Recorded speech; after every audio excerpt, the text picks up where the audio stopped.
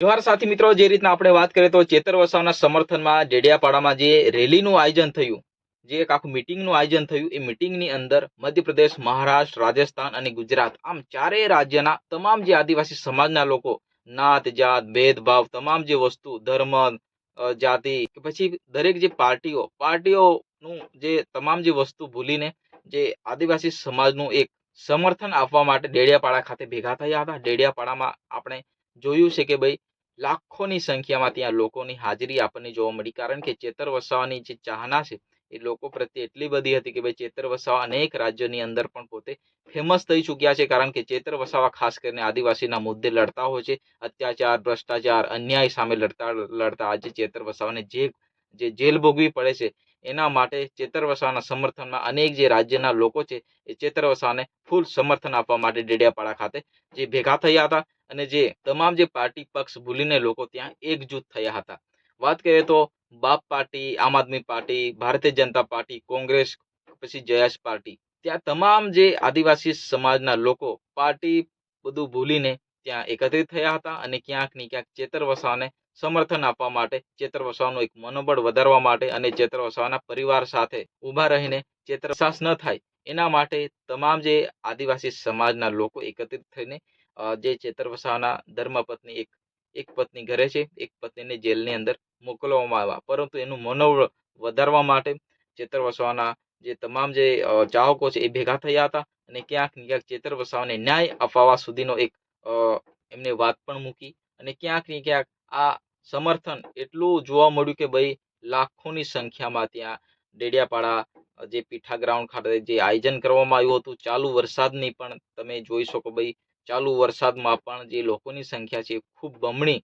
બમણી સંખ્યામાં લોકોની હાજરી ત્યાં જોવા મળી. અને વાત કરીએ તો દરેક ગુજરાતના ખૂણે ખૂણેથી, મધ્યપ્રદેશની વાત કરીએ તો મધ્યપ્રદેશમાંથી પણ લોકો આવ્યા હતા.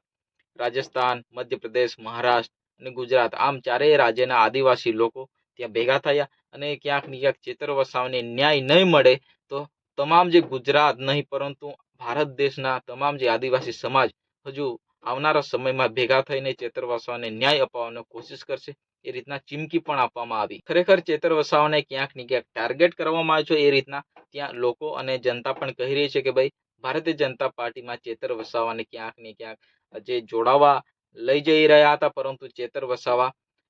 આમ આદમી પાર્ટી નહીં છોડવા બાબતે એમને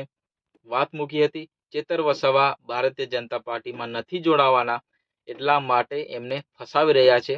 એ રીતના લોકો અને જનતાનું કહેવું છે. અને ક્યાંક ને ક્યાંક ચેતર વસાવા ભારતીય જનતા પાર્ટીમાં જોડાઈ જાય તો એમના તમામ જે કેસો છે એ રફા દફા એટલે માફ થઈ શકે છે, એવું પણ લોકોનું કહેવું છે. પરંતુ ચેતર વસાવા કદાચ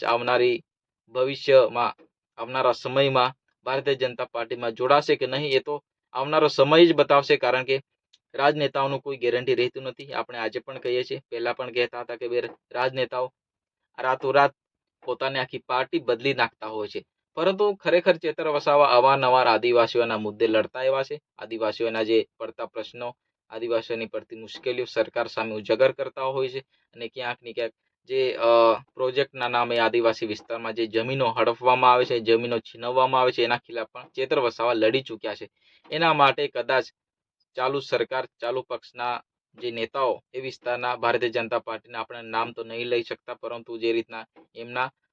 પેટમાં તેલ રેડાયું હોય અને ક્યાંક ને ક્યાંક ચેતર વસાવાને કોઈને કોઈ કેસમાં ફસાવીને એમના કેસો વધારવા, ચેતર વસાવાને વારંવાર જેલ મોકલવા, એ તમામ જે આખું બનાવટી તમામ જે કેસો અહીંયા બનાવવામાં આવ્યા છે એવું લોકો કહી રહ્યા છે. જ્યાં મિત્રો તમારા મતે શું કેવું છે કોમેન્ટ કરીને જરૂર જણાવજો, કારણ કે ચેતર વસાવા આજે તમામ જે આદિવાસીના દિલમાં વસી ચૂક્યા છે અને ક્યાંક ને ક્યાંક ચેતર વસાવા અત્યારે મસીહા તરીકે એમની ગણના અનેક લોકો અત્યારે કરી રહ્યા છે. જી હા મિત્રો, ફરી મળીએ નેક્સ્ટ વિડીયોમાં. ત્યાં સુધી જય હિન્દ, વંદે માતરમ.